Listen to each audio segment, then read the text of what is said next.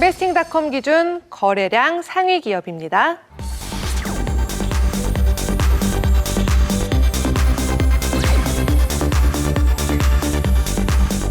소프트웨어 기업 오라클이 인베스팅닷컴 기준 거래량 상위 기업에 올랐습니다.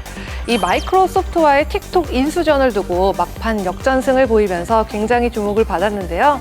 이 오라클 과연 어떤 기업인가요? 오라클은 사람들이 많이 지금 인식을 하고 있는데요. 오라클 같은 경우는 사업용 소프트웨어를 갖다 공급하는 업체로서요. 주로 개인들이 아니라 기술 업체들을 대상으로 해서 컴퓨팅 제품과 관련 서비스를 갖다 제공해주는 회사거든요. 네. 그러니까 최근에 업계 기술 업체를 보게 되면 결국에는 그 클라우딩 컴퓨팅으로 전환하는 속도가 빨라지고 있거든요. 네. 이런 환경에 가장 긍정적인 수혜를 지금 현재 받고 있고요. 줌 비디오 같은 신규 가입자가 늘면서 그 8월 말에 끝나는 회계연도 1분기에 매출액과 EPS가 각각 93억 7천만 달러와 0.93달러를 기록해가지고요. 시장의 예상치인 91억 9천만 달러와 0.86달러를 크게 상회했습니다. 또한 주요 수입원인 클라우드 서비스 및 라이센스 지원 사업 부분도 2% 증가한 69억 5천만 달러를 기록했습니다. 클라우드 컴퓨팅 사업에 경쟁자가 굉장히 많은 한가운데 있는 것 같은데 이 와중에 왜 거래가 이렇게 급등을 했을까요? 그러니까 지금 오라클 같은 경우는 대표적인 그 기술 기업으로 알려지고 있잖아요. 그렇죠. 근데 하지만 명성에 비해서 오라클은 올해 주가가 15%밖에 오르지 않았어요. 왜 그러냐면 시장에서는 오라클은 성장주라고 보지 않았기 때문에 시장의 관심에서 많이 멀어진 상태였거든요. 결국에는 왜 관심을 갖게 됐냐? 틱톡의 우선 인수 협상자가 되면서 역시나. 시장에 이제 각광을 받았거든요. 오라클 같은 경우는 아까 제가 말씀을 드린 대로 그 개인 소비자를 대상으로 한 것이 아니라 B2B, 즉 기업 대상으로 한 그런 사업 모델을 가지고 있었거든요. 하지만 틱톡을 인수하게 되면은 매출과 그다음에 주가가 올라갈 것으로 전망되기 때문에 투자자들이 관심이 다시 한번 집중이 되면서 거래량이 크게 증가한 것으로 분석이 되고 있습니다. 오라클이 솔직히 알면 알수록 굉장히 괜찮은 기업인데 시장 점유율이 2%대 밖이었었어요. 근데 이 틱톡 인수로 인해서 구체적으로 어떤 시너지 효과들을 짚어볼 수가 있을까요? 그러니까 만약에 오라클하고 틱톡이 만약에 합쳐진다면은 틱톡이 소유하고 있는 서비스가 결국에는 오라클의 클라우드 플랫폼에 힘을 좀 실어줄 거로 지금 전망을 하고 있는데요. 네. 현재 틱톡 같은 경우는 미국에서 약 1억 명 이상의 지금 사용자가 지금 사용을 하고 있고요. 특히 주 사용층이 18세에서 24세로 상당히 젊기 때문에 향후에 성장 가능성은 높고요.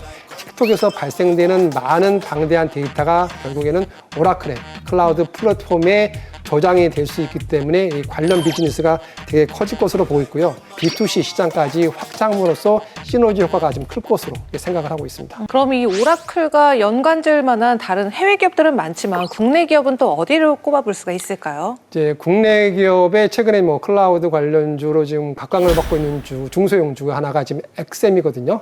엑셈 같은 경우는 데이터베이스 모니터링 튜닝과 그다음에 그 웹서버 성능 관리 소프트웨어를 갖다가 설계, 개발해서 판매하는 그런 회사거든요. 특히 한국의 오라클의 그 튜닝 전문 컨설턴트들이 모여서 2001년도에 그 설립을 했습니다. 특히 최근에는 각광을 받고 있는 게 최근에 한국판 뉴딜이 있잖아요. 네. 한국판 뉴딜의 두 핵심 축이 그 디지털 뉴딜과 그린 뉴딜인데 뉴딜. 최근에는 한전의 그 빅데이터 사업을 수행했고요. 그리고 최근에는 또한 그 한국에너지공단의 빅데이터 기반 지능형 에너지 관리 사업을 지금 체결을 했습니다. 한국판 뉴딜로 인해서 공공에너지 부분의 그 빅데이터 시장이 커질 것으로 예상되고 있거든요.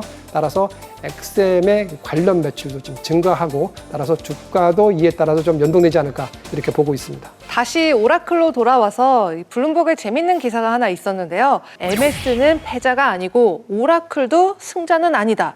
이런 또 재밌으면서도 애매한 기사가 있었습니다. 그래서 오라클의 리스크 요인 과연 어떤 게 있을까요? 네, 오라클이 틱톡의 인수 우선 협상자가 됐다고 해서 결국에는 이게 매수하는 게 아니거든요. 네. 왜 그러냐면은 틱톡의 모회사가 바이트댄스잖아요. 바이트댄스가 중국 기업이다 보니까 결국에는 이 딜이 완성되기 위해서는 중국과 미국 정부의 승인이 있어야 됩니다. 지난 8월에 중국 정부가 수출 규제와 수출 금지와 규제대상 기술 목록을 새로 갱신하면서 이 첨단 기술을 해외에 팔지 못하도록 했습니다. 따라서 바이트댄스가 틱톡의 핵심 기술을 팔기 위해서는 중국 정부의 승인을 받아야 되겠는데 만약에 중국 정부가 승인을 할 가능성이 지금 제가 봤을 때는 높지 않다고 보고 있고요. 그렇죠. 그리고 핵심 기술을 뺀 틱톡을 과연 트럼프 대통령이 승인할까? 이것도 미지수이기 때문에 제가 봤을 때는 조금 험난한 길이 있다라고 보시면 될 것 같습니다. 네, 그럼 앞으로의 전망은 또 어떤지 살펴보겠습니다.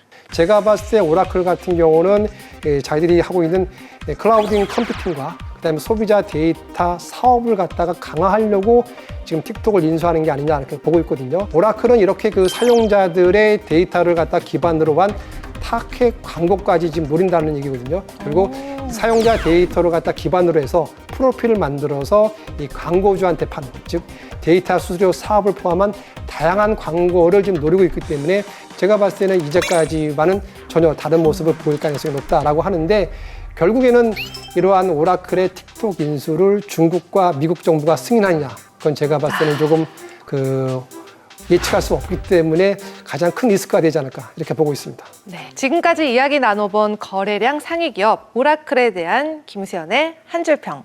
오라클, 이 Z세대를 사로잡는 15처의 미라클. 앞으로도 기대해 보겠습니다.